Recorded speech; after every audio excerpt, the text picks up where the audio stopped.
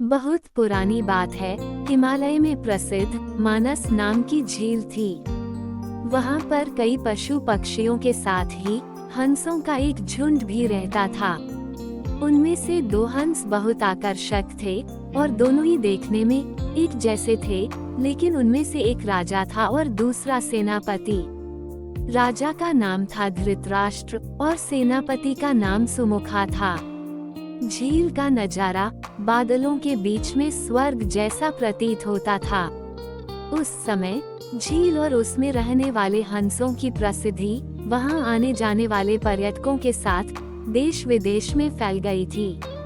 वहां का गुणगान कई कवियों ने अपनी कविताओं में किया, जिससे प्रभावित होकर वाराणसी के राजा को वह नजारा देखने की इच्छा हुई।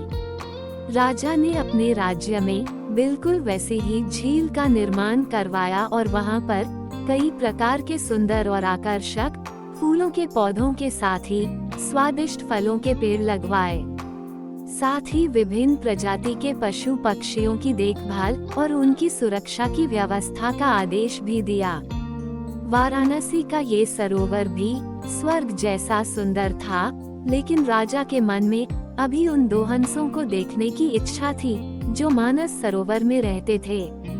एक दिन मानस सरोवर के अन्य हंसों ने राजा के सामने वाराणसी के सरोवर जाने की इच्छा प्रकट की, लेकिन हंसाई का राजा समझदार था। वह जानता था कि अगर वो वहां गए तो राजा उन्हें पकड़ लेगा।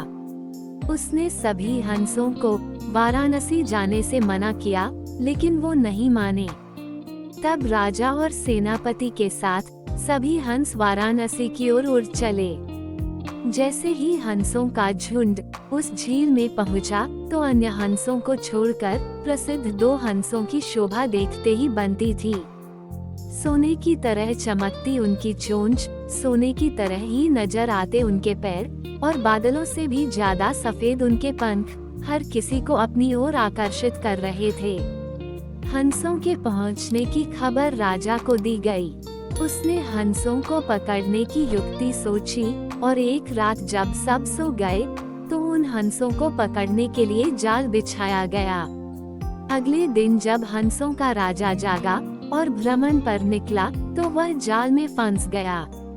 उसने तुरंत ही तेज आवाज में अन्य सभी हंसों को वहां से उड़ने और अपनी जान बचाने का आदेश दिया। अन्य सभी हंस उड़ गए, लेकिन उनका सेनापति सुमुखा अपने स्वामी को फंसा देखकर उसे बचाने के लिए वहीं रुक गया। इस बीच हंस को पकड़ने के लिए सैनिक वहां आ गया।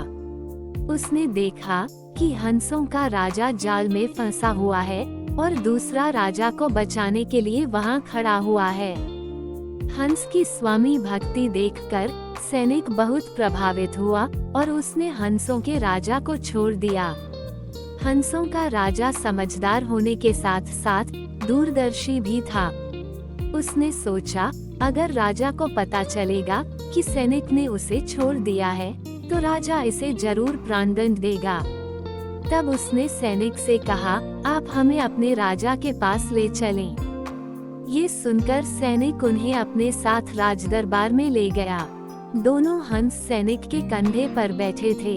हंसों को सैनिक के कंधे पर बैठा देखकर हर कोई सोच में पड़ गया।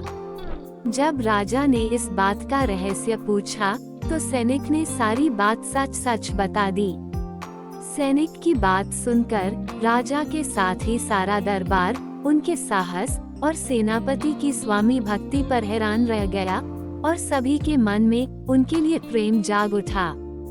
राजा ने सैनिक को माफ कर दिया और दोनों हंसों को आदर के साथ कुछ और दिन ठहरने का निवेदन किया। हंस ने राजा का निवेदन स्वीकार किया और कुछ दिन वहां रुककर वापस मानस झील चले गए। कहानी से सीख, किसी भी परिस्थिति में हमें अपनों का साथ नहीं छोड़ना चाहिए।